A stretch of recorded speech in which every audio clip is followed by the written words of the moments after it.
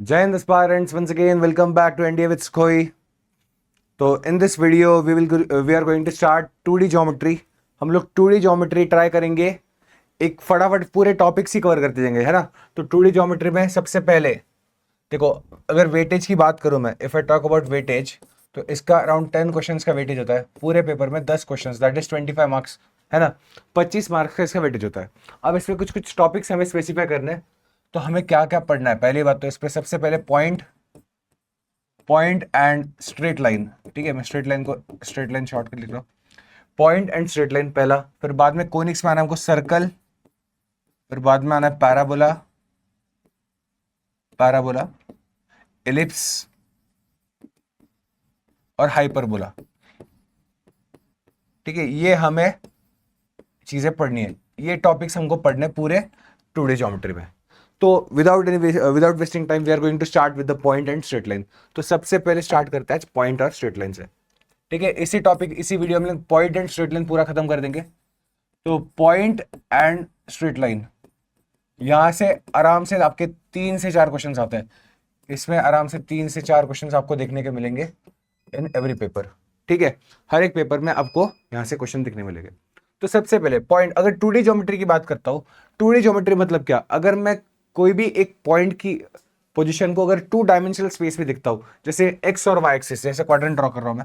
ठीक है, ये क्या है, दिस इज एक्स एक्सिस, है ना, हॉरिजॉन्टल वाला x axis, and vertical will be हमारा वाई एक्सिस। इसके रिस्पेक्ट में अगर हम लोग पोजीशन एनालाइज करते हैं तो दैट इज कॉल्ड 2 डायमेंशनल, है ना, 2D ज्योमेट्री। तो 3D में क्या होता है, हमको z एक्सिस भी देखना पड़ेगा। तो x y z, अगर 3 डायमेंशन की अबाउट बात कर रहा हूं तो दैट इज 3D ज्योमेट्री। और अभी फिलहाल मैं बात कर रहा हूं 2D ज्योमेट्री की, that is we are considering only x and y axis को, मतलब एक्स वाई प्लेन की बात कर रहा हूं मैं। ठीक है, जैसे एक पॉइंट ले लिया यहाँ पे, उसका कोऑर्डिनेट्स ले लिया मैंने एक्स कॉमा वाई। देखो क्वाड्रेंट्स मतलब क्या, 4 क्वाड्रेंट हो गए। This is first quadrant, this is second quadrant, this is third quadrant and this is fourth quadrant. अब क्वाड्रेंट से देखो, ये क्या तुम्हारा, ये पॉजिटिव साइड है, this is negative side of x, this is positive side and this is negative side. तो coordinates की बात करूंगा तो ये क्या होगा, यहाँ दोनों कोऑर्डिनेट्स प्लस प्लस होंगे, यहाँ पे एक माइनस, एक्स कोऑर्डिनेट माइनस होगा और वाई कोऑर्डिनेट हमारा पॉजिटिव हो जाएगा। थर्ड क्वाड्रेंट की बात कर रहा हूँ तो थर्ड क्वाड्रेंट में दोनों नेगेटिव होंगे। और फोर्थ क्वाड्रेंट की अगर बात करूँ, पहला पॉजिटिव, मतलब x coordinate will be positive and y will be negative. ठीक है, तो यहां देखो, अगर x की पोजीशन में देखो, पहले आएगा, सबसे पहले आएगा फुट। फुट क्या होता है, किसी भी पॉइंट का फुट ऑफ परपेंडिकुलर। ठीक है, फुट ऑफ परपेंडिकुलर क्या होता है, जैसे x एक्सिस है, x एक्सिस के ऊपर इसका परपेंडिकुलर ड्रॉ करूंगा, तो जो पॉइंट x एक्सिस के ऊपर मीट करेगा, this is called a foot of that point. उस पॉइंट का क्या है, x एक्सिस के ऊपर फुट। अगर मैं y एक्सिस के ऊपर परपेंडिकुलर ड्रॉ कर दूं, यहाँ पे देखो ऐसे करके, तो ये क्या हो गया, foot of the point on the y axis. ये क्या हो गया तुम्हारा, वाई एक्सिस के ऊपर। तो यहां देखो, अगर मैं फुट की बात कर रहा हूं, इसका फुट क्या होगा, एक्स एक्सिस के ऊपर फुट क्या हो जाएगा, यहाँ पे देखो सिर्फ एक्स कोऑर्डिनेट आ रहा है और वाई कोऑर्डिनेट क्या हो रहा है, एक्स एक्सिस पे वाई कोऑर्डिनेट क्या होता है, वाई इक्वल टू 0 होता है। और अगर मैं वाई एक्सिस की बात कर रहा हूँ, यहाँ पे एक्स कोऑर्डिनेट क्या होता है, एक्स इक्वल टू 0 हो जाता है। तो ये फुट क्या हो गया, फुट ऑफ पी क्या हो गया, यहाँ पे एक्स कॉमा 0 हो जाएगा, और वाई एक्सिस पे क्या होगा, ये होगा तुम्हारा 0 कॉमा वाई हो जाएगा। कोई भी पॉइंट का अगर फुट मैं एक्स एक्सिस पे ड्रॉ कर रहा हूं तो that will be x comma 0, and y axis पे अगर फुट ड्रॉ कर रहा हूं तो that will be 0 comma y. ठीक है, I hope this is clear. थोड़ा आगे बढ़ते हैं नाउ। अगर मैं वापस क्वाड्रेंट ड्रॉ कर रहा हूं, ये एक पॉइंट है P, that is x comma y. ठीक है, अभी अगर रिफ्लेक्शन की बात कर रहा हूं मैं, ठीक है, रिफ्लेक्शन मतलब क्या, तुम्हारी इमेज किसके अलॉन्ग लेते हैं हम लोग, मिरर के अलॉन्ग। तो अगर मैं रिफ्लेक्शन, यहाँ पे रिफ्लेक्शन के लिए हमारे पास मिरर सुनिए, बट हम एक्स एक्सिस, वाई एक्सिस या कोई भी लाइन को हम लोग मिरर करते हैं, तो उस मिरर के, उस एक्सिस के अलॉन्ग क्या तुम्हारा रिफ्लेक्शन, या पॉइंट का रिफ्लेक्शन कहां पे आएगा, या इमेज कहां पे फॉर्म होगी। ठीक है, ये तुम्हारा पी एक्स कॉमा वाई दिया हुआ है, तो इसका रिफ्लेक्शन अगर देखूंगा, जैसे यहां देखो, मैं बोलता हूं एक्स एक्सिस के अलॉन्ग रिफ्लेक्शन दिखता है इसका। ठीक है, दिस इज एक्स एक्सिस, ये तुम्हारा वाई एक्सिस। अगर मैं एक्स एक्सिस के अलॉन्ग रिफ्लेक्शन दिखूंगा, मतलब एक्स एक्सिस को क्या करूंगा मैं, एज अ मिरर ट्रीट करूंगा। ठीक है, तो यहां देखो एक्स कॉमा वाई यहां पे अगर आएगा, तो ये एक्स कोऑर्डिनेट सिर्फ इसका क्या आएगा, नीचे आएगा, मतलब यहां गया आएगा पॉइंट।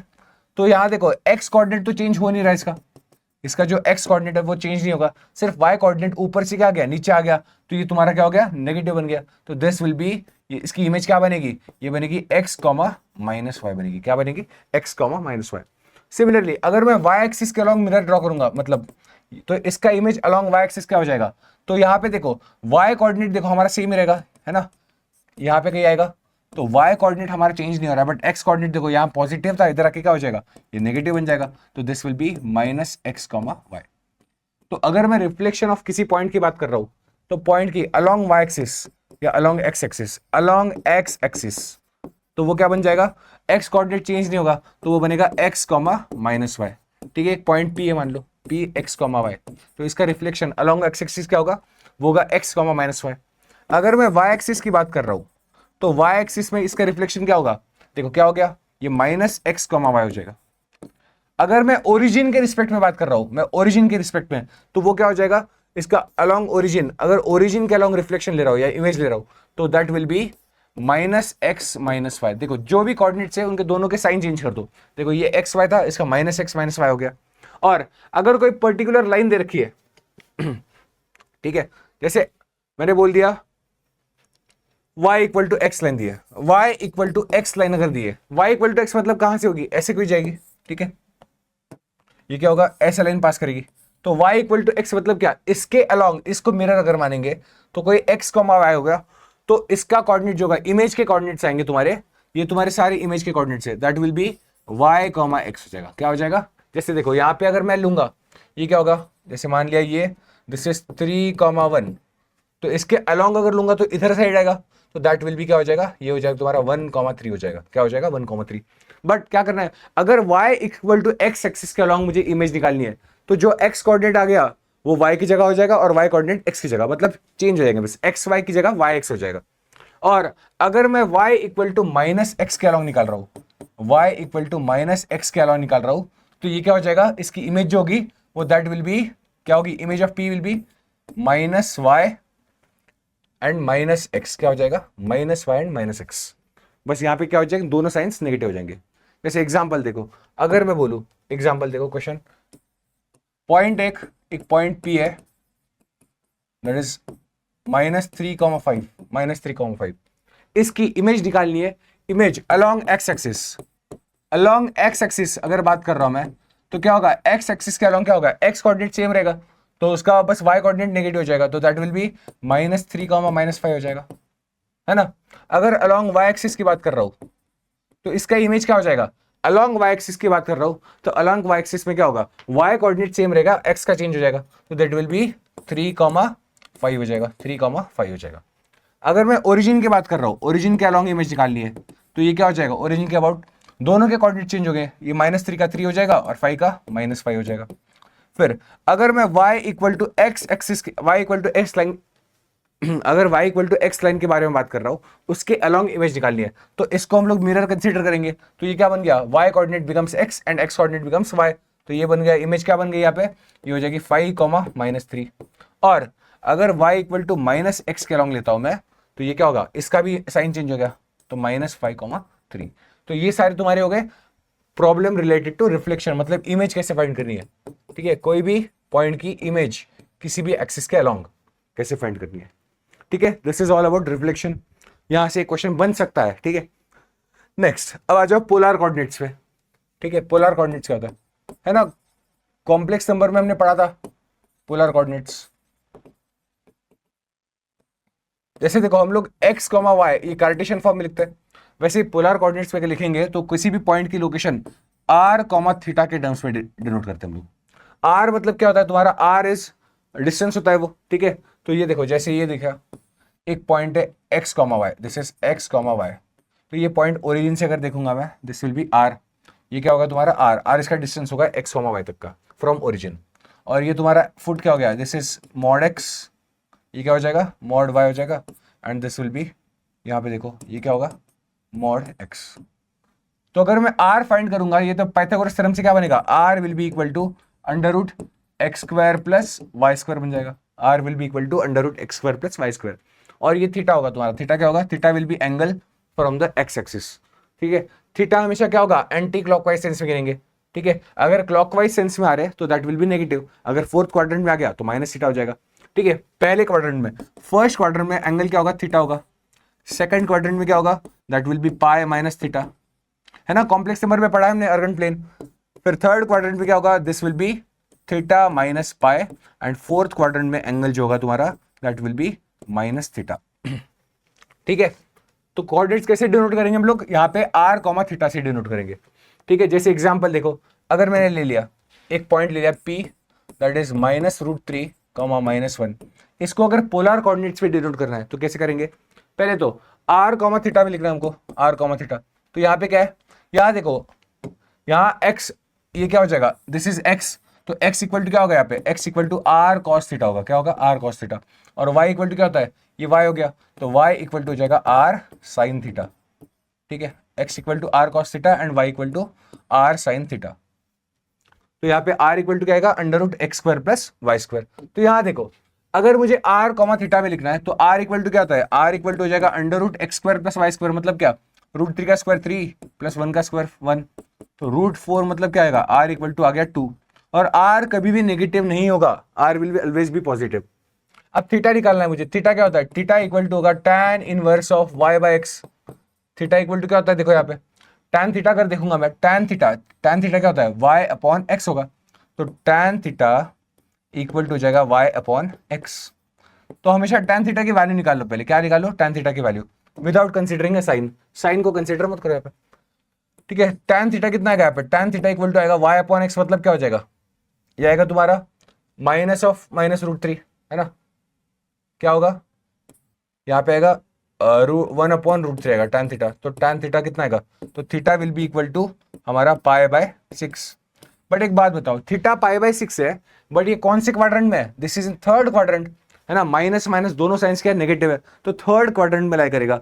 तो थीटा क्या होता है, हमारा जो एंगल होता है that will B theta minus pi होता है, अगर रेडियन में बात कर रहा हूं तो ये क्या आएगा, हमारा जो r की वैल्यू आ गई 2, एंड थीटा जो आएगा वो होगा हमारा π/6 minus pi, that is equal to -5π/6। ये तुम्हारा क्या हो गया, दिस विल बी एंगल, तुम्हारा क्या हो गया, एंगल।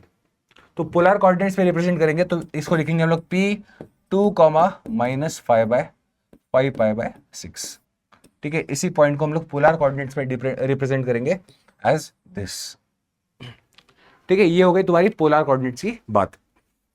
नेक्स्ट आ जाओ, नेक्स्ट हम लोग आएंगे सेक्शन फॉर्मूला पे। ठीक है, सेक्शन फॉर्मूला, पहले डिस्टेंस देखो, दो पॉइंट्स, अगर दो पॉइंट्स दिए तुम्हें डिस्टेंस फॉर्मूला, एक तुम्हारा x1, y1 और एक दिया तुम्हें x2, y2, तो दोनों पॉइंट्स के बीच में डिफरेंट डिस्टेंस निकालना है। अगर मान लो डिस्टेंस बिटवीन टू पॉइंट्स निकालनी है तो डिस्टेंस फॉर्मूला होता है, distance equal to √of x2 minus x1 का whole square plus y2 minus y1 का होल स्क्वायर। ये तुम्हारा डिस्टेंस फॉर्मूला हो गया। ठीक है, दो पॉइंट्स के बीच में डिस्टेंस, अगर दो पॉइंट्स से उनके कोऑर्डिनेट्स दे रखे तो how to find the distance, ये तुम्हारा डिस्टेंस फॉर्मूला हो गया। ठीक है, अब नेक्स्ट पॉइंट है हमारे पास सेक्शन फॉर्मूला। ठीक है, इंटरनल डिवीजन, एक्सटर्नल डिवीजन, ये सब बात। ठीक है, अगर मैं सेक्शन फॉर्मूला की बात कर रहा हूं, section formula for internal division, देखो पहला आ गया इंटरनल डिवीजन के लिए, क्या है, इंटरनल डिवीजन। अब इंटरनल डिवीजन मतलब क्या है, कोई भी दो पॉइंट है, देखो जैसे x1, y1 और एक दिया तुम्हें x2, y2, अब इन दोनों को ज्वाइन कर लो, ये लाइन है ना, x1, y1 और x2, y2 दो एक लाइन को अगर एक पॉइंट डिवाइड कर रहा है, जैसे मान लो एक पॉइंट है दैट इज जैसे मान लो a, b, ये पॉइंट है a, b या x, y मान लो।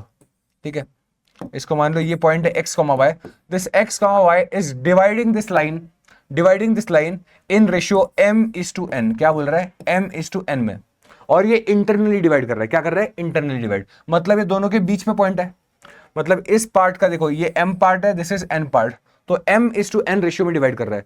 तो अगर मुझे ये पॉइंट के कोऑर्डिनेट्स फाइंड करना है, this point is given bye x को लिखो, x कोऑर्डिनेट हो जाएगा तुम्हारा mx2 plus nx1 upon m plus n। ठीक है, देखो यहाँ पे देखो m कहा जाएगा, m इसके साथ मल्टीप्लाई होगा, n इसके साथ मल्टीप्लाई होगा। ठीक है, mx2 plus nx1 upon m plus n, और y कोऑर्डिनेट हो जाएगा तुम्हारा that will B my2 plus ny1 upon m plus n। जो m और n है दैट इज m/n तुम्हें इस रेशियो में डिवाइड कर रहा है। वो पॉइंट जो है उस लाइन को, या दो पॉइंट्स के बीच में लाइन जो है उसको डिवाइड कर रहा है, उस लाइन को इन m/n पार्ट। ये तुम्हारा हो गया इंटरनल डिवीजन के लिए। क्या है? इंटरनल डिवीजन के लिए। अगर मैं बात कर रहा हूं एक्सटर्नल डिवीजन के लिए, अगर मैं बात कर रहा हूं एक्सटर्नल डिवीजन के लिए, ठीक है, एक्सटर्नल डिवीजन, तो ये पॉइंट कैसा होगा? देखो दो पॉइंट्स है ए और बी, ए एंड बी, इन दोनों के बीच में एक लाइन है, तो इसको डिवाइड कर रहा है वो कैसे? एक्सटर्नली, मतलब ये पॉइंट जो है वो बाहर लाया करेगा। तो this is dividing, this C is dividing line A B, मतलब क्या होगा? ये ए सी और बी सी का जो रेशियो होगा वो मान लिया m/n होगा। क्या होगा? m/n। ये देखो ये x1, y1 और ये हो गया तुम्हारा x2, y2। इन दोनों पॉइंट्स के बीच में जो लाइन है that point C is dividing this in ratio m/n externally, मतलब C तुम्हारे बाहर के साइड लाई कर रहा है। तो ये C का मान लो x, y कोऑर्डिनेट्स है, तो इसके फाइंड करने के लिए तो x कोऑर्डिनेट हो जाएगा तुम्हारा, ये होगा mx2 minus nx1 upon m minus n, और y हो जाएगा तुम्हारा my2 minus ny1 upon m minus n। देखो इंटरनल डिवीजन में था, इंटरनल में क्या था? दोनों प्लस थे, और यहाँ पे सब्ट्रैक्ट हो रहा है, यहाँ पे प्लस था, यहाँ पे माइनस है ना? इंटरनली और externally division. This is all about sectional formula. अब इसी के एप्लीकेशन, अगर मैं बात कर रहा हूं दो पॉइंट्स का मिड पॉइंट निकालना है। अगर एक लाइन है, ठीक है, line is joined by two points, देखो ये x1, y1 और एक दिया हुआ तुम्हें x2, y2, इन दोनों का मिड पॉइंट निकालना है। मुझे क्या करना है? मुझे मिड पॉइंट निकालना है। तो मिड पॉइंट कहाँ होगा? दोनों के बीच में होगा, मतलब इंटरनली डिवाइड करेगा किस में? ये 1:1 रेशियो में करेगा। तो ये पॉइंट के कोऑर्डिनेट्स कैसे आएंगे? ये 1x1 प्लस 1x2 अपॉन 1+1, मतलब क्या आएगा? ये जो x, y, इसको मान लिया x, y, तो x कोऑर्डिनेट आएगा that will be x1 plus x2 upon 2, and y will B, y coordinate क्या आएगा? y इक्वल टू हो जाएगा y1 प्लस y2 अपॉन 2। ये तुम्हारा एक मिड पॉइंट का फॉर्मूला आ गया। ठीक है, मिड पॉइंट के कोऑर्डिनेट्स कैसे निकालेंगे? तो that will be x1 plus x2 upon 2 and y equal to y1 plus y2 upon 2। This is for mid point. ठीक है, अगर एक पॉइंट देखो, एक लाइन दी हुई है, उसका एक पॉइंट दे रखा है x1, y1, इसका मिड पॉइंट दे रखा है मान लो a, b, और अगर मुझे ये पॉइंट निकालना है x2, y2, निकालना है, तो इसके लिए देखो सॉल्व तो करना आसान है। मुझे कर सकता हूं मैं x1 plus x2 upon 2 equal to a, पर डायरेक्ट लिखो x2 इक्वल टू हो जाएगा तुम्हारा, ये हो जाएगा x2 इक्वल टू हो जाएगा 2a माइनस x1, और y2 इक्वल टू हो जाएगा 2b माइनस y1।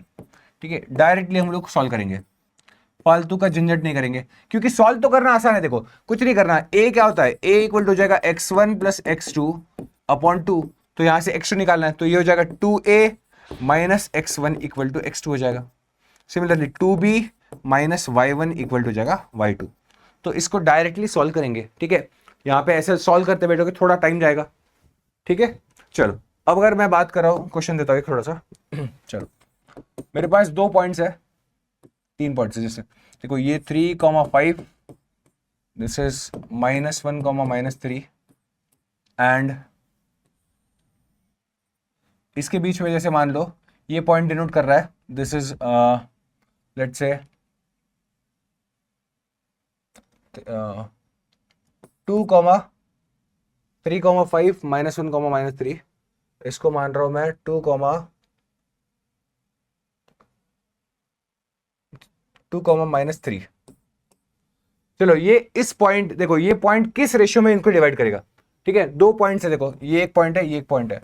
अगर मैं बात करूं जो थर्ड पॉइंट है, ये इनको इंटरनली डिवाइड कर रहा है, एक्सटर्नली पता नहीं मुझे। ठीक है, ये कैसे रेशियो में डिवाइड कर रहा है नहीं पता, तो किस रेशियो में डिवाइड कर रहा है? मान लो ये रेशियो क्या मान ले, लैम्डा और 1 मान लो, है ना, λ/1 मान लो। तो ये थर्ड पॉइंट जो हुआ वो कैसे आएगा?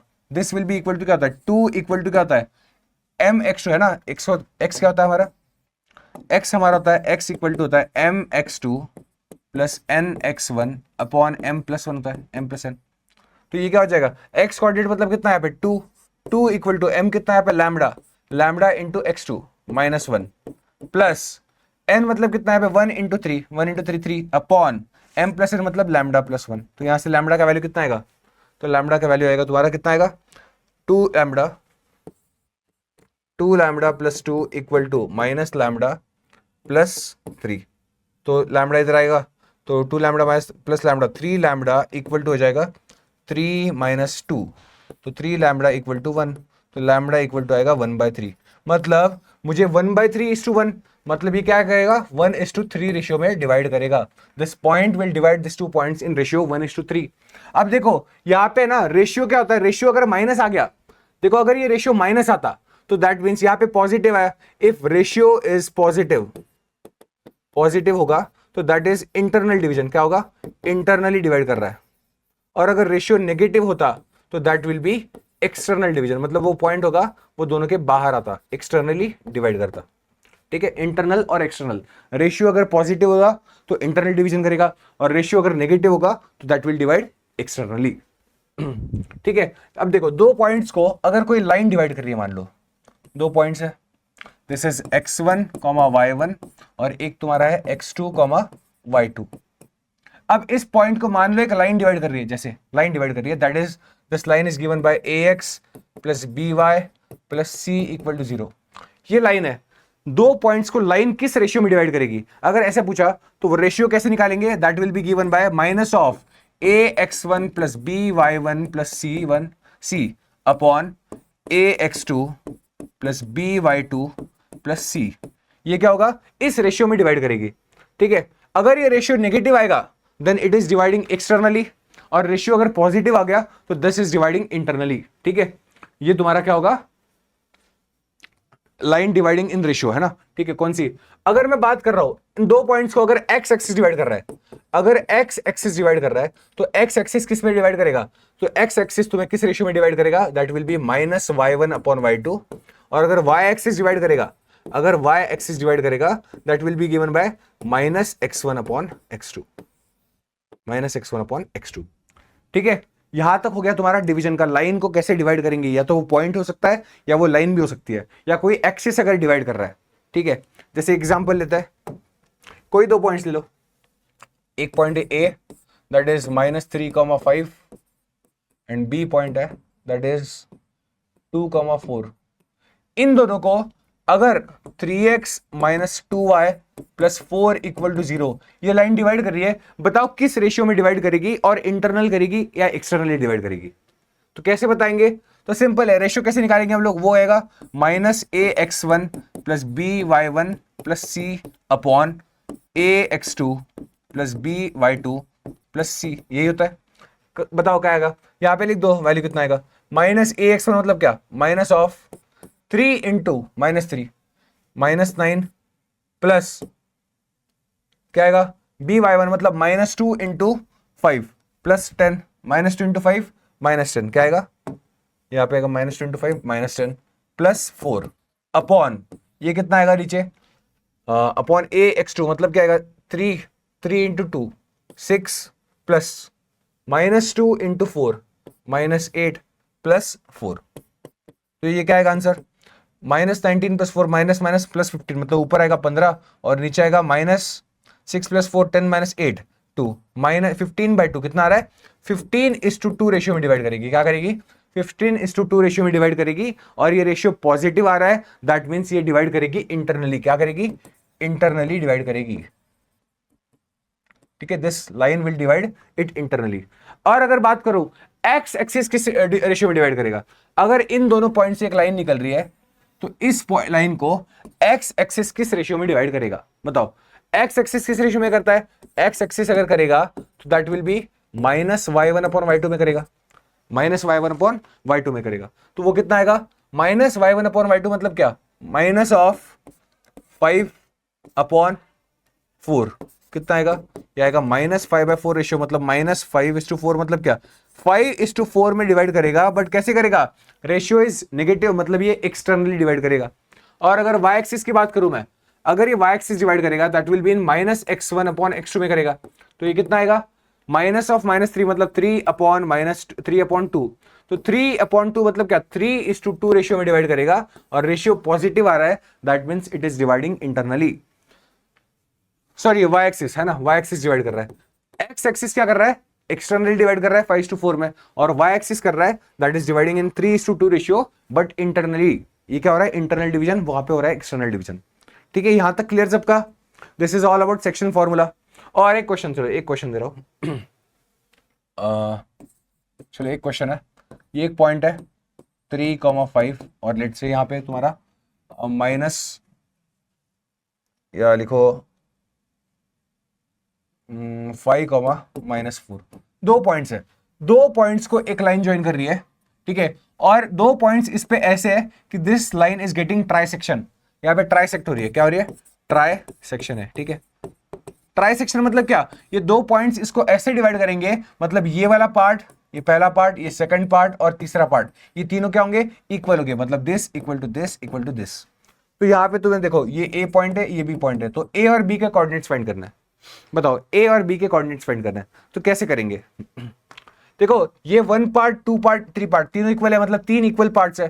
तो अगर मैं ए पॉइंट अगर डिवाइड कर रहा है, ए इज डिवाइडिंग इट, ये कितना रेशियो में फाइंड करेगा, ये 1:2 रेशियो में फाइंड करेगा, क्या आएगा, 1:2 रेशियो में डिवाइड करेगा। तो ए के कोऑर्डिनेट्स कैसे आएंगे बताओ, x इक्वल टू आएगा, मान लो ये x इक्वल टू क्या होगा, ये इंटरनली डिवाइड कर रहा है राइट, 1:2 रेशियो में, तो mx2 मतलब क्या होगा, m इंटू x2, मतलब 1 इंटू ये क्या आएगा, 1:2 रेशियो में कर रहा है, 1 into 5 plus nx1 plus 2 into 3 upon m plus n मतलब 1 + 2 3, कितना आएगा 11/3, x कोऑर्डिनेट आ गया।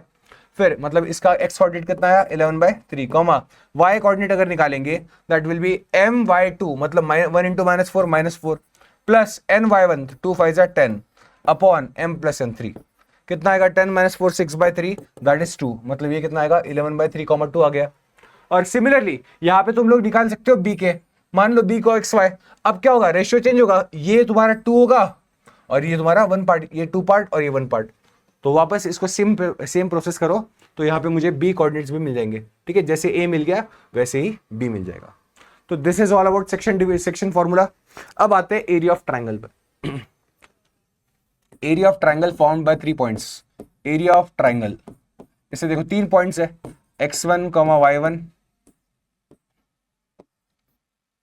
ठीक है, this is x2, y2 and this is x3, y3, 3 points है, तीनों से बनने वाला एक ट्राइंगल है। तो ट्राइंगल का एरिया जो होगा, तो ट्राइंगल का एरिया फॉर्मूला कैसे आएगा, area of triangle that is delta equal to क्या होगा, हाफ इंटू, इसमें मैट्रिसेस का डिटरमिनेंट सॉल्व करना पड़ेगा, x1 x2 x3 y1 y2 y3 और 1 1 1, ये क्या होगा, this determinant you have to solve.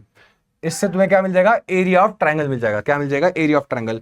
एक और एक फॉर्मूला है, वो होता है तुम्हारा, इसको लिख लो, area of triangle equal to half into ये होगा x1 y1 x2 y2 x3 y3 और ये जाएगा 1 x1 और y1।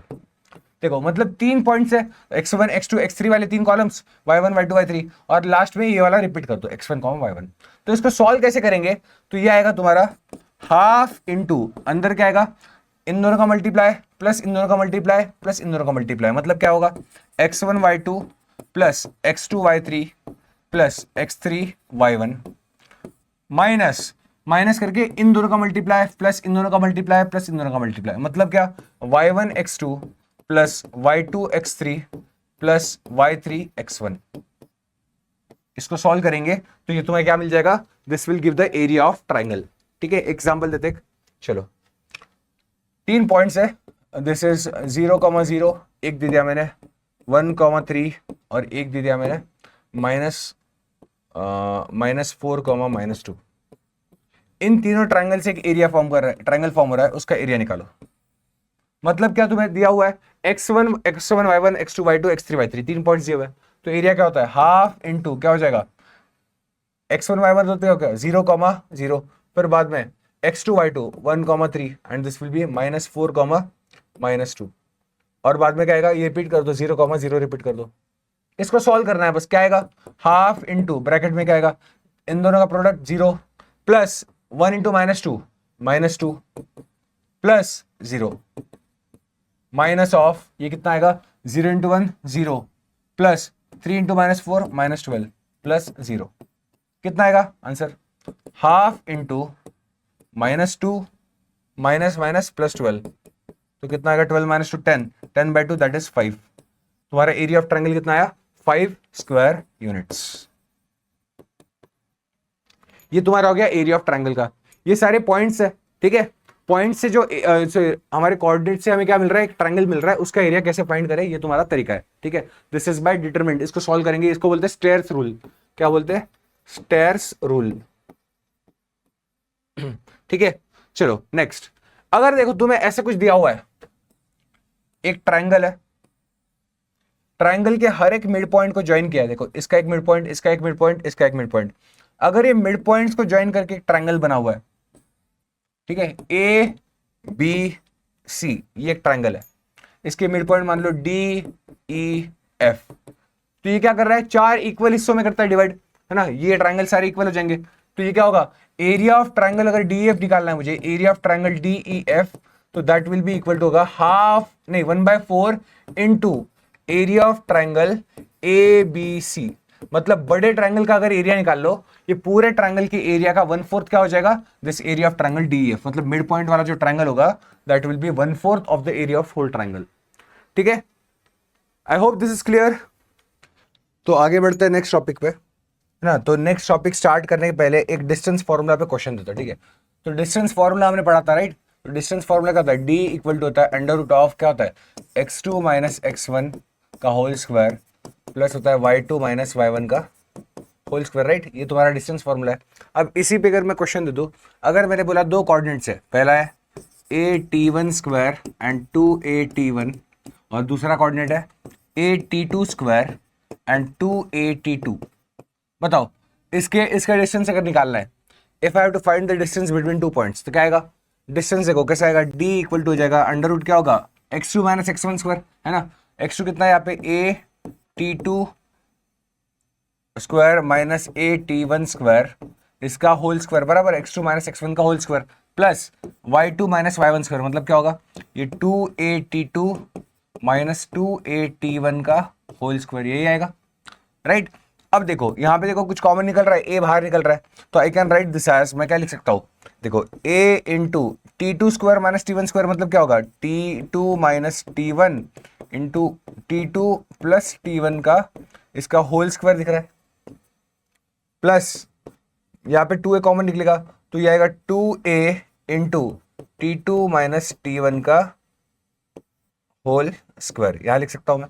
अब इसी को सॉल्व करेंगे, देखो a क्या आएगा? a का स्क्वायर √ऑफ क्या आएगा? a square into t2 minus t1 का whole square into t2 plus t1 का होल स्क्वायर, प्लस यहाँ देखो क्या आएगा? ये 4a स्क्वायर बाहर आएगा, 4a square into t2 minus t1 का होल स्क्वायर। अब इसी में से अगर कॉमन लूंगा मैं, थोड़ा सा इसको छोटा कर दो थोड़ा, अगर ये कॉमन लूंगा, क्या कॉमन आएगा बताओ इसमें? इसमें कॉमन अगर देखेंगे तो a स्क्वायर कॉमन आ रहा है और t2 माइनस t1 का होल स्क्वायर कॉमन आ रहा है, राइट। तो लिख सकता हूं मैं a स्क्वायर बाहर ले लिया और t2 माइनस t1 का होल स्क्वायर √ में ही, ये क्या आएगा? अंदर बचेगा t2 प्लस t1 का whole square plus 4 into t2 minus t1 का होल स्क्वायर। तो यहाँ देखो इसका अगर स्क्वायर का बाहर आएगा तो ये क्या आएगा? a into t2 minus t1 √ जो बचा हुआ t2 प्लस t1 का whole square plus 4 into t2 minus t1 का होल स्क्वायर। तो दिस इज द आंसर। ये तुम्हारा क्या हो गया? डिस्टेंस। यही तुम्हारा एक PYQ में आया था, इसी के ऑप्शंस में देखने थे बस, ठीक है। तो इसको सॉल्व करने का तरीका समझ गया सबको? चलो और एक क्वेश्चन दे रहा हूं इसी तरह सेम, एक एनडीए में आया था। दो कोऑर्डिनेट्स दिए थे, पहला दिया था m cos 2 अल्फा और दिया था m cos 2 अल्फा और m sin 2 अल्फा, और दूसरा कोऑर्डिनेट दिया था, ये दिया था m cos 2 beta and m sin 2 beta. देखो इसका साइन और कॉस के टर्म्स भी दिया हुआ है, थोड़ा ट्रिग्नोमेट्री यहाँ पे इन्वॉल्व कर दिया। तो इसका डिस्टेंस पूछा है, दो कोऑर्डिनेट देखो, ये a पॉइंट है, ये b पॉइंट है, मान लो दोनों के बीच का डिस्टेंस कितना होगा? लिखो डिस्टेंस फॉर्मूला √ क्या आएगा? ये क्या आएगा? m x2 माइनस x1, मतलब m cos 2 beta minus m cos 2 alpha का whole square plus m sin two beta minus M sine two alpha का होल स्क्वायर, यही आएगा। अब बताओ ये क्या आएगा, इसको ओपन करो, a माइनस बी का होल स्क्वायर, अंडर रूट क्या आएगा, under root of M square cos square alpha two beta plus M square cos square two alpha. देखो क्या आएगा यहाँ पे, देखो इसका ओपन करेंगे तो M square cos square two beta plus M square cos square two alpha minus two M square cos two beta cos two alpha, और इधर क्या आएगा M square sine square two beta. मतलब देखो यहाँ पे M square cos square beta और M square sine square two beta, ये क्या हो जाएगा, वन हो जाएगा। मतलब एम स्क्वायर कॉमन निकल के वन होगा, तो ये बचेगा एम स्क्वायर, फिर और एक इसका और इसका स्क्वायर करके ऐड करेंगे तो एम स्क्वायर आएगा। फिर बचेगा क्या यहाँ पे बचेगा minus two M square cos two alpha cos two beta, और यहाँ बचेगा minus two M square sine two alpha sine two beta. कुछ कॉमन ले लो यहाँ पे, देखो ये क्या हो जाएगा under root of two M square minus यहाँ पे टू एम स्क्वायर कॉमन आ रहा है minus two M square into ये क्या होगा cos two alpha minus cos two beta plus sine two beta, क्या बचेगा यहाँ पे cos two alpha cos two beta plus sine two alpha sine two beta, यही बचेगा। अब बताओ इसका फॉर्मूला किसका है, ये cos A cos B plus sine A sine B क्या होता है, cos of A minus B होता है। मतलब लिख सकता हूं इसको मैं under root of two M square minus two M square क्या आएगा cos of two into alpha minus beta, मतलब cos two alpha minus cos two beta, मतलब two into alpha minus beta. अब ध्यान दो यहाँ पे अगर मैं टू एम स्क्वायर कॉमन लूंगा तो ये क्या बनेगा two M square into one minus cos two into alpha minus beta. बताओ one minus cos two theta क्या होता है, वो होता है टू साइन स्क्वायर थीटा। तो this can be written as under root of two M square into two sine square, two की जगह यहाँ पे सिर्फ रहेगा अल्फा माइनस बीटा बराबर। तो ये कितना आएगा two M two into two four M square, मतलब यहाँ पे बाहर क्या निकलेगा, वो निकलेगा तुम्हारा फोर का निकलेगा, टू बाहर निकलेगा, क्या निकलेगा टू एम स्क्वायर का एम बाहर निकलेगा, और साइन स्क्वायर का ये आएगा साइन अल्फा माइनस बीटा। तो ये तुम्हारा डिस्टेंस हो गया, क्या हो गया, this is the distance between two points, two M sine alpha minus beta. देखो कोऑर्डिनेट ज्योमेट्री में थोड़ा ट्रिग्नोमेट्री डाल दिया तो ये तुम्हारा डिस्टेंस फॉर्मूला का सॉल्व हो गया। ठीक है, अब आगे बढ़ते थोड़ा प्रॉपर्टीज की तरफ, थोड़ा ज्योमेट्री की तरफ जाते हैं अभी कोऑर्डिनेट्स की। तो प्रॉपर्टीज देखो, तीन पॉइंट्स अगर दिए तुम्हें, जैसे देखो तीन पॉइंट्स, अगर देखो एक लाइन है ए बी और सी, तीन पॉइंट्स है, तीन पॉइंट्स कोलिनियर कब होंगे, कोलिनियर, देखो कोलिनियर मतलब क्या, तीनों एक ही लाइन में ला करने चाहिए। तो तीन पॉइंट्स कोलिनियर होने की कंडीशन क्या होगी, मतलब A B plus B C equal to अगर ए सी हो गया, देखो मतलब तभी तो कोलिनियर आएंगे, अगर एक स्ट्रेट लाइन पे लाई करेंगे तभी जाके तो A B plus B C equal to क्या होगा, ए सी होगा। तो ये अगर ये कंडीशन सेटिस्फाई कर रही है then the three points are collinear, क्या होगा, कोलिनियर पॉइंट्स हो जाएंगे। यहां तक आया समझ में। अब आगे देख, तो अगर क्वाड्रिलेटरल, अगर मैं कोई क्वाड्रिलेटरल दिख रहा हूं या ट्रायंगल दिख रहा हूं, देखो ट्रायंगल में तीन ट्रायंगल, तीन पॉइंट से ए बी सी। अब ट्रायंगल का टाइप कैसे पता चलेगा, अगर किसी ट्रायंगल में तुम्हें अगर सबसे बड़ा साइड मतलब A C square equal to A B square plus B C square अगर सेटिस्फाई कर रहा है, मतलब क्या अगर ये कंडीशन सेटिस्फाई कर दिया तो ये पाइथागोरस थ्योरम है ना, हाइपोटेन्यूस का square equal to base square plus perpendicular square. मतलब अगर A C square equal to A B square plus B C square satisfy कर रहा है तो the triangle is right angle triangle, क्या होगा, राइट एंगल ट्राइंगल। फिर अगर तीनों साइड्स अगर इक्वल आ गए, अगर A B equal to B C equal to A C, अगर ये कंडीशन सेटिस्फाई हो रही है, मतलब क्या, डिस्टेंस फॉर्मूला चेक करेंगे, कोऑर्डिनेट्स के बीच में अगर डिस्टेंस फॉर्मूला लगाएंगे और A B equal to B C equal to A C आ रहा है then the triangle will be क्या होगा, इक्विलेटरल ट्राइंगल, तीनों साइड्स इक्वल होंगे, इक्विलेटरल ट्राइंगल। नेक्स्ट, अगर A B equal to A C आ रहा है, देखो मतलब ये और ये साइड सेम आ गए, A B equal to A C आ गया but not equal to B C, B C अलग है, तो ये क्या बन जाएगा, ये बनेगा तुम्हारा आइसोस्केलस ट्रायंगल, क्या बनेगा, आइसोस्केलस ट्रायंगल। और अगर तीनों साइड इक्वल नहीं आई, अगर तीनों की तीनों साइड्स अनइक्वल है, तो A B not equal to B C not equal to A C, अगर ऐसा कुछ आया हुआ है तो तीनों साइड्स अगर अलग है तो कौन सा ट्रायंगल होगा, तो ये बनेगा तुम्हारा स्केलिन ट्रायंगल, क्या बनेगा, स्केलिन ट्रायंगल, है ना। हमने एरिया ऑफ ट्रायंगल का फॉर्मूला देखा था, वैसे ही अभी टाइप ऑफ ट्रायंगल अगर पहचानना है तो ये क्या होगा, तो ये तुम्हें कंडीशन सेटिस्फाई करनी है, तो ये डिस्टेंस फॉर्मूला से चेक करेंगे, अगर ये कंडीशन अगर सेटिस्फाई हो रही है तो टाइप ऑफ ट्रायंगल तुम्हें पता चल जाएगा। ठीक है, अब इसी पे आओ क्वाड्रिलेटरल पे, अगर कोई क्वाड्रिलेटरल है चार साइड्स का, है ना, अगर चार साइड का क्वाड्रिलेटरल दे रखा है तो क्वाड्रिलेटरल क्या, अगर देखो ये A B C D, 4 coordinates है। अगर चारों साइड इक्वल हो गए, A B equal to B C equal to C D equal to A D हो गया। अगर A B B C C D A D, अगर चारों साइड्स इक्वल है तो चार साइड इक्वल हो गए, तो कौन सा क्वाड्रिलेटरल बन सकता है? या तो स्क्वायर बन सकता है या तो रोम्बस बन सकता है ना। दो पॉसिबिलिटीज है। अगर स्क्वायर बन सकता है या तो उसको रोम्बस बन सकता है। दोनों क्वाड्रिलेटरल में क्या होता है, सारे साइड सेम होता है। बट तो चेक कैसे करेंगे? अगर डायगोनल्स देखो, मतलब ए सी और बी डी, अगर डायगोनल्स भी इक्वल हो गए, अगर A C equal to B D बन गया तो ये क्या बन जाएगा? ये बन जाएगा स्क्वायर, क्योंकि स्क्वायर के डायगोनल्स क्या होते हैं? इक्वल होता है। बट रोम्बस के डायगोनल्स इक्वल नहीं होता है। फिर बाद में अगर डायगोनल्स इक्वल नहीं होंगे, A C not equal to B D, तो ये क्या बनेगा? ये बनेगा तुम्हारा रोम्बस। क्या बनेगा? रोम्बस। तो ये डिस्टेंस फॉर्मूला वाले एप्लीकेशन है बस, ठीक है।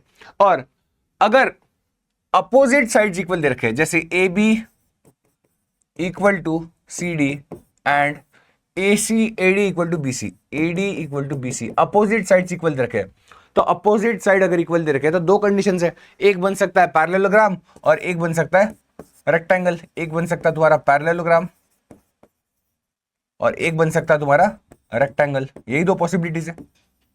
अब चेक कैसे करेंगे कि पैरेललोग्राम है या रेक्टेंगल है? और सेम कंडीशन, अगर डायगोनल्स इक्वल आ रहे हैं, तो डायगोनल्स इक्वल आ रहे हैं तो मतलब क्या? ए सी इक्वल टू बी डी हो जाएगा। यहाँ पे तुम्हारे डायगोनल्स अगर इक्वल आ रहे हैं तो ए सी इक्वल टू बी डी मतलब रेक्टेंगल होगा, क्योंकि रेक्टेंगल के डायगोनल्स क्या होते हैं? इक्वल होता है। और डायगोनल्स अगर इक्वल नहीं आ रहे हैं तो वो क्या बन जाएगा? वो पैरेललोग्राम बन जाएगा। क्या बन जाएगा? That will become a parallelogram. ठीक है, यहां तक समझ में आया? नेक्स्ट, तो इसी पॉइंट, इसी के ऊपर एक कंसेप्ट आया है। देखो, कोई भी क्वाड्रिलेटरल होता है ना, जैसे क्वाड्रिलेटरल होता है, तो कोई भी क्वाड्रिलेटरल के अगर डायगोनल के मिड पॉइंट्स हो गए, डायगोनल के जो मिड पॉइंट्स हो गए वो हमेशा क्या होगा? कोइंसिडेंट होगा। क्या होगा? The mid point of the diagonals in any quadrilateral, mid points of diagonal in a quadrilateral, quadrilateral are coincident. क्या होगा? कोइंसिडेंट। तो यहां से एक कंसेप्ट आएगा, अगर चार पॉइंट्स तुम्हें पता है, जैसे देखो एक पॉइंट ए, एक बी, सी और डी। ए को मान लिया x1 y1, ये मान लिया x2 y2, ये मान लिया x3 y3। तीन पॉइंट्स अगर पता है किसी भी कोऑर्डिनेट्स के, किसी भी क्वाड्रिलेटरल के अगर तीन कोऑर्डिनेट्स पता है, तो चौथे के कोऑर्डिनेट्स निकालने हैं। अगर डी का निकालना है तो डी को कैसे निकालेंगे? तो सिंपल सा देखो, यहाँ पे एक रूल आएगा, ये सिंपल से याद रख लेना कि डी किसके साथ जुड़ा हुआ है? ए के साथ जुड़ा हुआ है, ए और सी के साथ जुड़ा हुआ है। तो डी को निकालने के लिए क्या करना है? डी इक्वल टू करेंगे ए प्लस सी माइनस बी। मतलब क्या होगा? जिनके साथ वो जुड़ा हुआ है इनके वाले कोऑर्डिनेट्स को ऐड कर लेंगे और माइनस बी का कर देंगे, मतलब माइनस अपोजिट वाले का। मतलब क्या होगा? अगर मान लो ये x है और y कोऑर्डिनेट्स है, तो x कोऑर्डिनेट कैसे आएगा? That will be x1 plus x3 minus x2, x1 plus x3 minus x2 आएगा। और y कोऑर्डिनेट आएगा तुम्हारा, वो आएगा y1 plus y3 minus y2, y1 plus y3 minus y2। ये आ गया उसका चौथा कोऑर्डिनेट। मतलब किसी भी क्वाड्रिलेटरल में अगर तीन कोऑर्डिनेट्स दे रखे है ना, तो चौथा कोऑर्डिनेट कैसे निकालेंगे? तो वो ये इस तरफ निकलेगा। ठीक है, जो कोऑर्डिनेट से जुड़ा हुआ है, देखो ये ए और सी से जुड़ा हुआ है डी, तो इन दोनों को ऐड करके इनका सब्ट्रैक्ट कर लेंगे, इन दोनों को ऐड करके इनका सब्ट्रैक्ट कर लेंगे। आई होप दिस इज क्लियर। चलो आगे बढ़ते हैं। नाउ अगर मैंने देखो एग्जांपल लेता हूं, चलो चार कोऑर्डिनेट्स दिए, ए 4,3, बी दिया हुआ है तुम्हें -3, -2, सी दिया हुआ है दैट इज 5,7। तो डी कोऑर्डिनेट्स निकाल ले। देखो A B C D are the vertex of the quadrilateral. अगर डी निकालना है मुझे, क्या निकालना है? डी। देखो अगर ड्रॉ करूंगा मैं, ए बी सी डी, चार मान लो ड्रॉ किया, ए बी सी डी, चौथा कोऑर्डिनेट। तो क्या करेंगे? तो D will be equal to A plus C minus B. D equal to क्या होता है? A plus C minus B करते कि नहीं हम लोग, राइट? तो डी के निकालेंगे कैसे? एक्स कोऑर्डिनेट के लिए एक्स वाला कोऑर्डिनेट कर दो। एक्स क्या आएगा? ए प्लस सी माइनस बी मतलब क्या? 4 + 5 9 माइनस 3 मतलब 9 + 3 12 आ जाएगा, 12। और y कितना आएगा? That will B 3 + 7 10 minus of -2 मतलब 10 + 2 12। मतलब चौथा कोऑर्डिनेट क्या आएगा तुम्हारा? 12 will be your fourth coordinate. मतलब चौथे वर्टेक्स जो होगा क्वाड्रिलेटरल का, उसके कोऑर्डिनेट्स कितने आएंगे? 12 आएंगे। इस तरह से तुम्हें फोर्थ कोऑर्डिनेट निकाल सकते हो, fourth vertex of the quadrilateral निकाल सकते हो। ठीक है, अब आ जाओ नेक्स्ट टॉपिक, सेंटर नहीं, इक्विलेटरल ट्रायंगल पे देखो, कोई भी एक अगर इक्विलेटरल ट्रायंगल दे रखा है, अगर इक्विलेटरल ट्रायंगल मतलब क्या तीनों साइड सेम होंगे, तो अब देखो अगर मुझे कोऑर्डिनेट्स निकालने हैं, जैसे मान लो ये दिया हुआ है तुम्हें x1, y1, एक दिया हुआ है x2, y2, और तीसरा का कोऑर्डिनेट्स मुझे निकालना है। अगर मैंने बोला कि find the third coordinates of third vertex of the equilateral triangle, अब तीसरा वर्टेक्स को निकालने के लिए लंबा प्रोसेस अगर देखेंगे तो तीनों डिस्टेंस इक्वल करना पड़ेगा। इसको मान लो x, y, तो इन दोनों का डिस्टेंस इक्वल टू इन दोनों का डिस्टेंस इक्वल टू इन दोनों का डिस्टेंस, तो दो इक्वेशंस मिलेंगी, सॉल्व करना पड़ेगा। तो उससे बेटर है डायरेक्टली याद रखो, इसको मान लो x, y, तो x और y की जो वैल्यू होगी that will be x equal to, देखो ये इक्विलेटरल ट्रायंगल के लिए, ठीक है, ये क्या होगा इक्विलेटरल ट्रायंगल के लिए क्या होगा, x इक्वल टू ये होगा x1 plus x2 minus √3 into y2 minus y1 upon 2, और y कोऑर्डिनेट जो होगा that will be equal to y1 plus y2 plus √3 into x2 minus x1 upon 2, ये तुम्हारे होंगे y कोऑर्डिनेट्स। तो कोई भी इक्विलेटरल ट्रायंगल के डायरेक्टली हम सॉल्व करेंगे, इसका स्पेशल केस है तो याद रख लेना, x1 यहाँ माइनस प्लस होगा और यहाँ प्लस माइनस होगा, मतलब यहाँ पे अगर माइनस लिया तो यहाँ पे प्लस, यहाँ पे प्लस लिया तो यहाँ पे माइनस, तो ये क्या होगा x1 इक्वल टू क्या हो जाएगा x1 plus x2 minus √3 into y2 minus y1, और y इक्वल टू जाएगा y1 plus y2 plus √3 into x2 minus x1 upon 2, ठीक है। चलो इसी को एक एग्जांपल देते हैं। अगर देखो मैंने ले लिया तीन कोऑर्डिनेट्स दिए हुए, एक ट्रायंगल है इक्विलेटरल ट्रायंगल, उसके कोऑर्डिनेट्स एक 0,0, एक दिया तुम्हें 2,2, और तो तीसरा कोऑर्डिनेट निकालना है, फाइंड द थर्ड कोऑर्डिनेट्स, मान लो x और y, तो x और y की वैल्यू निकालो यहाँ पे। तो कैसे निकालेंगे, सिंपल, x की वैल्यू कितनी आएगी, x इक्वल टू होता है x1 प्लस x2, मतलब क्या 0 plus 2 2 minus √3 into y2 minus y1, मतलब क्या होगा 2 माइनस 0 इंटू 2 अपॉन 2, तो कितना आएगा, 2 कॉमन निकालो सब में, तो 1 माइनस √3 आएगा। कितना आएगा आंसर, x का वैल्यू आ गया 1 माइनस √3, और y कितना आएगा, y will be equal to क्या हो जाएगा y1 प्लस y2, मतलब 0 प्लस 2 2 प्लस ये क्या आएगा √3 इंटू x2 माइनस x1, कितना आएगा 2 माइनस 0 2 अपॉन 2, तो 2 कटेगा तो आंसर कितना आएगा, आएगा 1 प्लस √3, क्या आएगा आंसर 1 प्लस √3। देखो ये आ गए तुम्हारे coordinates of third vertex of equilateral triangle. तो डायरेक्टली अगर पता है तो मुझे सॉल्व करना आसान है, तो बेटर है याद रखो, क्योंकि लंबा तरीका देखोगे तो इन दोनों का इक्वेशन डिस्टेंस इक्वल टू इन दोनों का डिस्टेंस इक्वल टू इन दोनों का डिस्टेंस, तो दो इक्वेशन से मिलेंगे x और y में, तो सॉल्व कर लो, तो x और y की वैल्यू वैसी भी आएगी, बट टाइम कंज्यूमिंग है, ठीक है। नेक्स्ट कंसेप्ट आओ, अभी आओ सेंटर्स ऑफ ट्रायंगल, बहुत इंपॉर्टेंट कंसेप्ट है सेंटर्स ऑफ ट्रायंगल। क्या बनेगा, सेंटर्स ऑफ ट्रायंगल। अब बहुत सारे सेंटर्स होते हैं, क्या क्या होते हैं, एक होता है पहला सेंट्रॉइड, सरकम सेंटर, ऑर्थो सेंटर, इन सेंटर, 4 सेंटर से, ठीक है। सरकम सेंटर पहले सेंट्रॉइड करते हैं, ठीक है। तो let's move to first topic that is centroid. Centroid की अगर बात करता हूं, सेंट्रॉइड होता क्या है, कोई भी ट्रायंगल में अगर मैं वर्टेक्स से अपोजिट उसकी साइड पे, अपोजिट साइड पे एक इससे मिड पॉइंट तक ज्वाइन कर दूंगा, ये उसका मिड पॉइंट है मान लो थर्ड साइड का, अगर इससे मिड पॉइंट पे ज्वाइन करूंगा और इससे भी मिड पॉइंट पे ज्वाइन करूंगा, तो मिड पॉइंट्स पे जो ज्वाइन करने वाला मीडियंस है, मीडियंस क्या होता है, मीडियंस के इंटरसेक्शन को हम लोग बोलते हैं सेंट्रॉइड, ठीक है। तो ये क्या है, 3 मीडियंस है, और मीडियन जहां पे इंटरसेक्ट करता है that is centroid, that is denoted by G, क्या डिनोट करते हैं जी से, ठीक है। अगर मान लो ये x1, y1 है, ये दिया तुम्हें x2, y2, और ये दिया तुम्हें x3, y3, तो मीडियन का जो ये सेंटर है सेंट्रॉइड, तो सेंट्रॉइड के कोऑर्डिनेट्स कैसे आएंगे, तो सेंट्रॉइड के कोऑर्डिनेट जो होंगे that will be x1 plus x2 plus x3 upon 3, y1 plus y2 plus y3 upon 3, ये तुम्हारे कोऑर्डिनेट्स ऑफ सेंट्रॉइड है, ठीक है। तीनों कोऑर्डिनेट्स को ऐड करके डिवाइड बाय 3 कर दो। जैसे मिड पॉइंट में x1 प्लस x2 बाय 2 था, तो यहाँ पे क्या करना है, सेंट्रॉइड के लिए x1 plus x2 plus x3 upon 3 and y1 plus y2 plus y3 upon 3। और एक प्रॉपर्टी, सेंट्रॉइड होता है ना, हमेशा सेंट्रॉइड क्या करता है, किसी भी मीडियन को 2:1 रेशियो में डिवाइड करता है, मतलब ये बड़ा वाला पार्ट 2 पार्ट्स होगा और ये बड़ा छोटा वाला पार्ट 1 पार्ट होगा। यहाँ पे देखो अगर इस मीडियन की बात कर रहा हूं तो ये 2 पार्ट्स होगा और ये 1 पार्ट होगा, ये 2 पार्ट्स होगा और ये 1 पार्ट होगा, तो 2:1 रेशियो में डिवाइड करता है कोई भी सेंट्रॉइड, अगर मीडियन को, ट्रायंगल का सेंट्रॉइड मीडियन को 2:1 पार्ट में डिवाइड करता है, ठीक है। आई बात समझ में नाउ, और ये जो मीडियंस होता है ना, ये सीवीएन थ्योरम पता है कि इक्वल ट्रायंगल्स में इसको बांटता है, इक्वल ट्रायंगल के एरियाज होते हैं वो इक्वली बांटता है, ठीक है। अब आ जाओ सेंट्रॉइड का हो गया। नेक्स्ट आगो, अगर दो कोऑर्डिनेट्स दिए हुए हैं, अगर देखो ऐसे कुछ दिया हुआ है तुम्हें, अगर ऐसे कुछ दिया हुआ है कि ये कोऑर्डिनेट दिया हुआ है x1 y1, ये दिया हुआ है x2 y2, और सेंट्रॉइड के कोऑर्डिनेट्स दिए हुए हैं a b, तो अगर मुझे थर्ड कोऑर्डिनेट पता करना है, मुझे नहीं पता थर्ड कोऑर्डिनेट कितना है। अगर दो कोऑर्डिनेट्स ट्रायंगल की दिए है और थर्ड कोऑर्डिनेट तुम्हारा निकालना है, जबकि दिया हुआ है क्या है, सेंट्रॉइड का कोऑर्डिनेट दिया हुआ है, दिस इज सेंट्रॉइड, ठीक है, जी के कोऑर्डिनेट दिए हुए है। तो यहां से मुझे थर्ड कोऑर्डिनेट अगर निकालना है थर्ड वर्टेक्स से, तो that is x equal to हो जाएगा 3a minus x1 minus x2, और y इक्वल टू हो जाएगा 3b minus y1 minus y2। जैसे हमने मिड पॉइंट में दिया था ना, मिड पॉइंट से क्या था, डायरेक्ट निकाला था हमने 2a माइनस x1, है ना, यहाँ पे 3a, इसका 3 टाइम्स कर दो माइनस x1 माइनस x2, तो थर्ड कोऑर्डिनेट आएगा। और y के लिए क्या कर दो, इसका 3b minus y1 minus y2 कर दो। ये तुम्हारे third coordinate of third vertex से कोऑर्डिनेट्स आएंगे डायरेक्टली।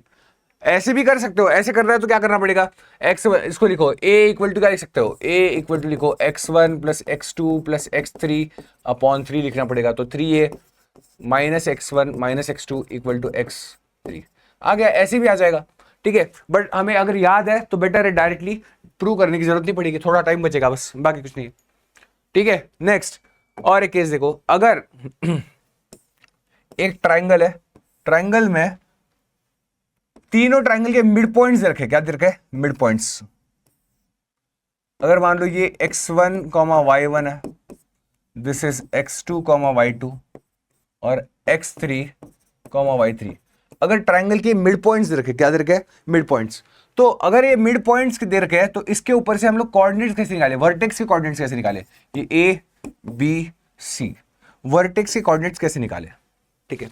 तो ये देखो, इसके लिए डायरेक्टली बताता हूं, ए देखो, ये जो वर्टेक्स है किससे किससे जुड़ा हुआ है, इस वाले मिड पॉइंट से जुड़ा हुआ है, देखो ये साइड किससे, ए, और ये ए बी और ए सी से जुड़ा हुआ है, तो ये दो मिड पॉइंट से डायरेक्टली जुड़ा हुआ है, और ये उसका अपोजिट हो गया, तो दोनों को ऐड कर लो और तीसरे को माइनस कर दो, मतलब इसके कोऑर्डिनेट्स क्या आएंगे, that will be x1 plus x3 minus x2, और y कोऑर्डिनेट क्या आएगा, y1 plus y3 minus y2, क्या आएगा, y1 plus y3 minus y2, ये आएगा, ठीक है।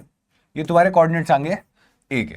अगर मुझे बी के निकालना है, देखो बी मतलब किससे जुड़ा हुआ है, इन दोनों से जुड़ा हुआ है, और ये उसका अपोजिट है, मतलब बी का कोऑर्डिनेट्स कितना आएगा, x1 plus x2 minus x3 comma y1 plus y2 minus y3, ये उसके कोऑर्डिनेट्स आएंगे।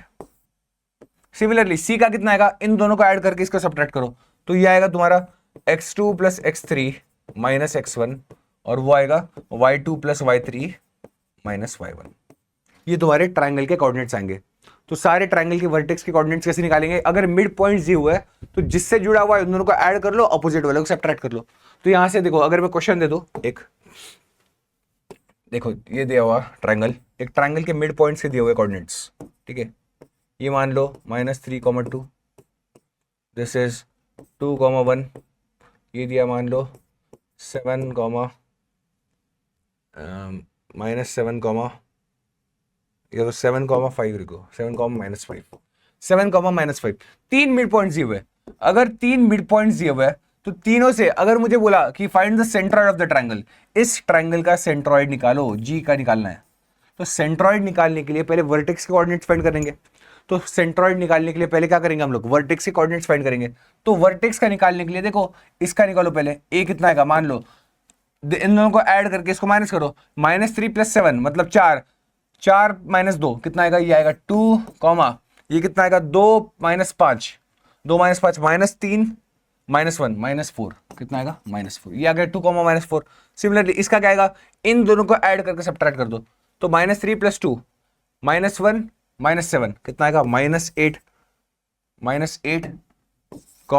ये देखो 2 + 1 3, 3 - 5 मतलब 3 + 5 दैट इज 8, -8, ये कोऑर्डिनेट कितना आएगा, इन दोनों को ऐड करो, 7 + 2 9, 7 + 2 9 -3 मतलब 12, ये कितना आएगा 1 -5 -4 -2 मतलब -6। तो ये तुम्हारे कोऑर्डिनेट्स आ गए वर्टेक्स के। अब वर्टेक्स के कोऑर्डिनेट्स आ गए तो सेंट्रॉइड तो निकाल ही सकते हो। कैसे निकालेंगे, सेंट्रॉइड x1 + x2 + x3/3 मतलब 2 + 12 14 -8 कितना आएगा 6/3 मतलब दैट इज 2, ये कितना आएगा -4 + 8 4, 4 और -6 -2 -2/3, ये कितना आएगा -2/3।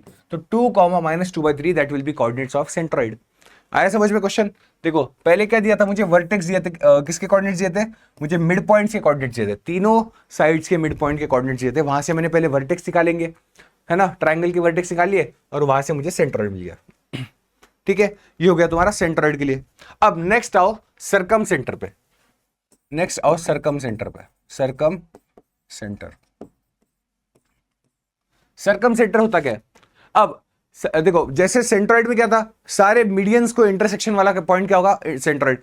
तो सरकम सेंटर में क्या होता है, कोई भी ट्रायंगल में अगर परपेंडिकुलर बाइसेक्टर्स, तीनों साइड के अगर परपेंडिकुलर बाइसेक्टर्स को हम लोग मीट करेंगे तो वो बनेगा सरकम सेंटर। और सरकम सेंटर मतलब क्या, एक ट्रायंगल है, अगर ट्रायंगल के वर्टेक्स के थ्रू एक सर्कल पास हो रहा है, ठीक है, तो ये सर्कल क्या बोलते हैं, इसको बोलते हैं हम लोग सरकम सर्कल। क्या बोलते हैं, सरकम सर्कल। और इसी के सेंटर को हम लोग बोलते हैं सरकम सेंटर। क्या बोलते हैं, सरकम सेंटर। देखो ए बी सी मान लो, ए बी सी, तो ये सी मान लो सरकम सेंटर। तो C B equal to C A equal to C C, क्या होगा, अच्छा सी पी क्यू आर मान लो, पी क्यू आर मान लिया, चलो। तो C P equal to C Q equal to C R मतलब क्या होगा, this is called circum radius. क्या होगा, सरकम रेडियस। और ये जो पॉइंट होगा सरकम सेंटर, वो क्या होता है, तीनों साइड्स के परपेंडिकुलर बाइसेक्टर्स का इंटरसेक्शन। क्या होगा, ये तो होगा परपेंडिकुलर बाइसेक्टर्स का इंटरसेक्शन, परपेंडिकुलर बाइसेक्टर्स का इंटरसेक्शन, इसी को बोलते हैं हम लोग सरकम सेंटर। अब सरकम सेंटर से अगर देखेंगे तो सरकम सेंटर से ये रेडियस क्या होगी, ये रेडियस हमेशा सेम होगी, तो दिस विल बी डिस्टेंस, तो ये रेडियस हो गई। तो इसमें से अगर एक सर्कल पास करेंगे, it will pass through a vertex of the triangle. तो यहां पे क्या हो जाएगा, तो CP equal to CQ equal to CR। अगर डिस्टेंस फॉर्मूला से रूट हटाएंगे तो ये क्या हो जाएगा, CP square equal to CQ square equal to CR square हो जाएगा। तो ये तुम्हारा प्रॉपर्टी हो गया, दिस इज सरकम सेंटर। अब यहां पे एक लॉजिक है, क्वेश्चन कहां पे बनेगा, देखो क्वेश्चन तुम्हारा बनेगा कोई भी, देखो अगर एक ट्रायंगल है, राइट एंगल ट्रायंगल है, राइट एंगल ट्रायंगल से एक सरकम सर्कल पास कर रहा है, अगर राइट एंगल ट्रायंगल से सरकम सर्कल पास कर रहा है, ठीक है, मान लो ये सर्कल है, ठीक है, सर्कल मान लिया, तो जो इसका सरकम सेंटर होगा, सरकम सेंटर, एक बात बताओ, सर्कल की प्रॉपर्टी होती है, क्या होती है सर्कल की प्रॉपर्टी, जो डायमीटर होती है, डायमीटर हमेशा एंगल कितना, 90 डिग्री का एंगल सबटेंड करती है ना, सरकमफेरेंस पे। तो ये एंगल कितना होगा, ये 90 डिग्री है, मतलब ये हाइपोटेन्यूस जो होगी, वो हाइपोटेन्यूस क्या हो जाएगी, hypotenuse will be diameter of the circle. मतलब ये जो सेंटर, अगर इसका मिड पॉइंट ड्रॉ करेंगे, हाइपोटेन्यूस का मिड पॉइंट ही क्या होगा, that will be a circumcentre. यहाँ पे कोई भी राइट एंगल ट्रायंगल, मैं राइट एंगल ट्रायंगल की बात कर रहा हूं, ठीक है, राइट एंगल ट्रायंगल की, राइट एंगल ट्रायंगल की बात कर रहा हूं मैं, कोई भी राइट एंगल ट्रायंगल में उसका सरकम सेंटर का होगा, वो circumcentre will be mid point of the hypotenuse, mid point of the hypotenuse. तो ये क्या होगा, क्योंकि देखो सर्कल में क्या होता है, डायमीटर जो होती है, डायमीटर क्या करती है, एंगल कितना सबटेंड करती है, that will B 90 degree on the semi circle, ये क्या सरकमफेरेंस पे। तो अगर ये राइट एंगल ट्रायंगल बन गया, मतलब ये तुम्हारी डायमीटर बन गई, तो हाइपोटेनियस विल बी डायमीटर, तो डायमीटर का आधा करेंगे तो रेडियस आएगी, तो this equal to this equal to this, तो CA इक्वल टू CB, ये जो इसको लिखो, चलो C डैश लिखो, C डैश, ठीक है। तो सरकम सेंटर क्या बनेगा यहाँ पे, तो mid point of the hypotenuse, right angle triangle में क्या होगा, mid point of the hypotenuse, mid point of hypotenuse जो होगा, मिड पॉइंट ऑफ हाइपोटेनियस, ये क्या होगा तुम्हारा, यहां पे सरकम सेंटर हो जाएगा, सरकम सेंटर। ठीक है, चलो एक क्वेश्चन दे रहा हूं, अगर एक कोऑर्डिनेट दिए हुए तुम्हें 4,0, एक दिया है 0,5 और एक कोऑर्डिनेट दिया है 4,5, तीन कोऑर्डिनेट दिए हुए, these are 3 points, find the circumcentre of the triangle passing through this points. इन तीनों पॉइंट्स में से अगर ट्रायंगल जो पास हो रहा है उसके सरकम सेंटर निकालना है, सरकम सेंटर के कोऑर्डिनेट्स। अब ध्यान दो, यहाँ पे कोऑर्डिनेट्स अगर मैं ड्रॉ करूंगा एक्स एक्सिस पे, देखो 4,0 मतलब क्या होगा, यहाँ पे कहीं होगा 4,0, फिर 0,5 कहाँ होगा, यहाँ पे कहीं होगा 0,5, और 4,5 मतलब क्या हो गया, यहाँ पे कहीं होगा, है ना, इन दोनों का आएगा, ये तुम्हारा होगा 4,5। मतलब अगर इन तीनों को ड्रॉ करेंगे तो क्या बनेगा, देखो ऐसे ट्रायंगल बन रहा है, ये एक राइट एंगल ट्रायंगल बन रहा है, राइट एंगल ट्रायंगल से अगर सर्कल पास करेगा तो ये क्या बनेगा, ये तुम्हारा सर्कम सर्कल हो गया। और सर्कम सर्कल का अगर सेंटर राइट एंगल ट्रायंगल में क्या होता है, राइट एंगल ट्रायंगल में सर्कम सेंटर जो होगा वो हाइपोटेनस का क्या होगा, मिड पॉइंट होगा। तो हाइपोटेनस कौन सी है, देखो ये तुम्हारी हाइपोटेनस है, उसके कोऑर्डिनेट्स ये हुए 4,0 एंड 0,5। तो इनका मिड पॉइंट अगर निकालेंगे तो ये क्या आएगा, x1 प्लस x2/2 मतलब 4 प्लस 0 4/2 मतलब ये 2, 5 plus 0 5/2 2,5/2। This will be your circum centre. ये तुम्हारा हो गया सर्कम सेंटर। आई बात समझ में। नेक्स्ट अब आ जाओ सर्कम सेंटर के बाद आओ ऑर्थो सेंटर पे। ठीक है, ऑर्थो सेंटर क्या होता है, ऑर्थो सेंटर, ऑर्थो सेंटर क्या होता है, ऑर्थो सेंटर होता है तुम्हारे अल्टीट्यूड्स का इंटरसेक्शन। कोई भी ट्रायंगल में, जैसे एक ट्रायंगल ले लो, ट्रायंगल में अगर मैं सबके साइड पे अल्टीट्यूड ड्रॉ करूंगा, यहां से देखो ऐसे परपेंडिकुलर ड्रॉ कर दिया, यहां पे परपेंडिकुलर ड्रॉ करेंगे तो यहां पे क्या आएगा, यहां पे ड्रॉ करेंगे तो ये आएगा तुम्हारा ऐसे। तो परपेंडिकुलर का इंटरसेक्शन, अगर मैं परपेंडिकुलर के इंटरसेक्शन की बात कर रहा हूं, that is called orthocentre. तो ये जो पॉइंट होगा that will be O, orthocentre. ठीक है, अब ऑर्थो सेंटर को देखो, ऑर्थो सेंटर का डायरेक्ट वाला कॉन्सेप्ट तो आएगा नहीं, तो इसका भी लॉजिक है। कोई भी एक राइट एंगल ट्रायंगल देखो, यहाँ पे लॉजिक क्या है, क्वेश्चन यहां से बनेगा राइट एंगल ट्रायंगल से। राइट एंगल ट्रायंगल में ए बी सी 3 पॉइंट्स है, अगर हर एक के परपेंडिकुलर ड्रॉ करूंगा तो ये साइड के लिए तो ये परपेंडिकुलर है, ये साइड के लिए ये परपेंडिकुलर है, और यहां पे परपेंडिकुलर ड्रॉ करेंगे तो यहां पे आएगा ऐसे। तो तीनों परपेंडिकुलर्स कहां मीट कर रहे हैं, तो बी पे ही मीट कर रहे हैं। तो दैट बी मतलब जो राइट एंगल वाला वर्टेक्स है, जहां पे राइट एंगल बनता है, दैट इज वर्टेक्स बी, यही तुम्हारा क्या होगा, ये तुम्हारा ऑर्थो सेंटर होगा। क्या होगा, ऑर्थो सेंटर हो जाएगा। ठीक है, बात आई समझ में। तो कोई भी राइट एंगल ट्रायंगल में अगर राइट एंगल ट्रायंगल की बात कर रहा है तो तीनों वर्टेक्स देखो, यहां पे क्या मिल रहा है, ये तीनों अल्टीट्यूड्स है, यहां पे मिल रहे हैं बी पे। ये देखो, ये एक परपेंडिकुलर, ये एक परपेंडिकुलर और ये एक परपेंडिकुलर, तीनों मिल रहे हैं कहां, बी पे। तो जो राइट एंगल फॉर्म करने वाला वर्टेक्स है that will be your ortho centre. ये तुम्हारा इंपॉर्टेंट नोट है। ठीक है, इंपॉर्टेंट नोट, यहां से क्वेश्चन बनेगा। और अगर तुम्हें 3 पॉइंट दिए हुए, मान लो एक कोऑर्डिनेट दिया हुआ तुम्हें अल्फा कॉमा बीटा और बीटा कॉमा अल्फा, और तीसरा कोऑर्डिनेट दिया है अल्फा कॉमा अल्फा। इस फॉर्म में अगर कोई कोऑर्डिनेट दिए हुए, जैसे पहला कोऑर्डिनेट अल्फा कॉमा बीटा आ गया, पहला वर्टेक्स, सेकंड आ गया बीटा कॉमा अल्फा, देखो रिवर्स हो गया, और ये आ गया तुम्हारा अल्फा कॉमा अल्फा। अगर इस फॉर्म में अगर तुम्हें 3 कोऑर्डिनेट दिए हुए, 3 वर्टेक्स के कोऑर्डिनेट दिए हुए, तो जो थर्ड वर्टेक्स ये दिख रहा है alpha comma alpha, this will be your ortho centre. यही तुम्हारा क्या होगा, ऑर्थो सेंटर होगा, ऑर्थो सेंटर होगा। ठीक है, फिर और एक ऐसी नोट देखो, ये स्पेशल केसेस है। ठीक है, अगर 3 कोऑर्डिनेट दिए हुए अल्फा कॉमा 1/अल्फा, एक दिया तुम्हें बीटा कॉमा 1/बीटा, और एक कोऑर्डिनेट दिया तुम्हें गामा कॉमा 1/गामा, तो जो ऑर्थो सेंटर होगा, ऑर्थो सेंटर के कोऑर्डिनेट्स होंगे तुम्हारे, ये क्या होगा, -1/अल्फा बीटा गामा कॉमा -अल्फा बीटा गामा। ये तुम्हारे क्या होंगे, ऑर्थो सेंटर के कोऑर्डिनेट्स होंगे। ठीक है, यहां पे एक नोट है, ये भी एक इंपॉर्टेंट नोट लिख लेना। ठीक है, तो this is related to orthocentre. यहां पे डायरेक्ट क्वेश्चन से थ्योरेटिकली बनेगा और छोटे छोटे पॉइंट्स पे क्वेश्चन बनता है, तो ये एक स्पेशल नोट बोल के याद रख लेना। ठीक है, चलो नेक्स्ट, अब आ जाओ इन सेंटर पे। कहां आओ, इन सेंटर पे, है ना। ऑर्थो देखो, सेंट्रल हो गया, सर्कम सेंटर हो गया, ऑर्थो सेंटर। अब आ जाओ इन सेंटर। इन सेंटर होता क्या है, जैसे सर्कम सेंटर क्या होता है, सर्कम सर्कल मतलब क्या, ट्राइंगल के वर्टेक्स से बाहर से पास होने वाला। इन सर्कल नाम ही है, ट्राइंगल के साइड्स को टच होके अंदर से पास होगा सर्कल, अंदर से जो सर्कल पास होगा उसी को हम लोग क्या बोलते हैं, इन सर्कल बोलते हैं। और उस इन सर्कल के सेंटर को, जैसे देखो ये मान लो एक सर्कल पास हो रहा है, तो ये बोलते हैं, इसको बोलते हैं हम लोग क्या बोलते हैं, इन सर्कल, इसको बोलते हैं हम लोग इन सर्कल। और इसी के जो सेंटर होगा ये, इसको बोलते हैं इन सेंटर। अब इन सेंटर होता क्या है, इन सेंटर क्या होता है कि किसी भी ट्राइंगल्स के तीनों एंगल के एंगल बाइसेक्टर्स का इंटरसेक्शन क्या होगा। ये तुम्हारा देखो, ये एंगल बाइसेक्टर है, ये तुम्हारा एंगल बाइसेक्टर है, और ये तुम्हारा एंगल बाइसेक्टर है। ठीक है, तीनों के एंगल बाइसेक्टर मतलब ये एंगल इक्वल टू, ये अगर x है तो ये भी x होगा, ये y है तो ये y होगा, ये z है तो ये z होगा। तो अगर एंगल बाइसेक्टर्स के इंटरसेक्शन को हम क्या बोलते हैं, यहाँ पे इन सेंटर बोलते हैं। दिस इज डिनोटेड बाय आई, आई मान लो। ठीक है, तीनों कोऑर्डिनेट्स मान लो x1, y1, ये दिया तुम्हें x2, y2, ये दिया तुम्हें x3, y3, x3, y3। और देखो ये पॉइंट A है, ये B है और ये C है मान लो।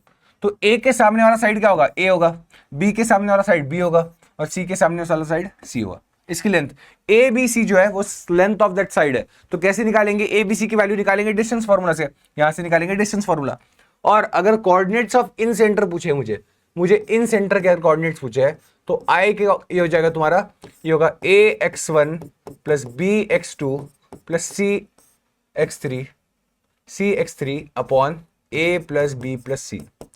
ये क्या तुम्हारा X coordinate, a into X one, देखो a मतलब क्या, ये opposite side a X one plus B X two plus C X three upon A plus B plus C, and y coordinate क्या हो जाएगा, a Y one plus B Y two plus C Y three upon A plus B plus C. ये तुम्हारा इन centre का तीसरा coordinate हो जाएगा। क्या हो जाएगा, इन सेंटर का थर्ड कोऑर्डिनेट। यहां से ए बी सी जो होगा, a मतलब क्या, इसके साइड की लेंथ, b मतलब ये साइड की लेंथ, एंड c मतलब ये साइड का लेंथ।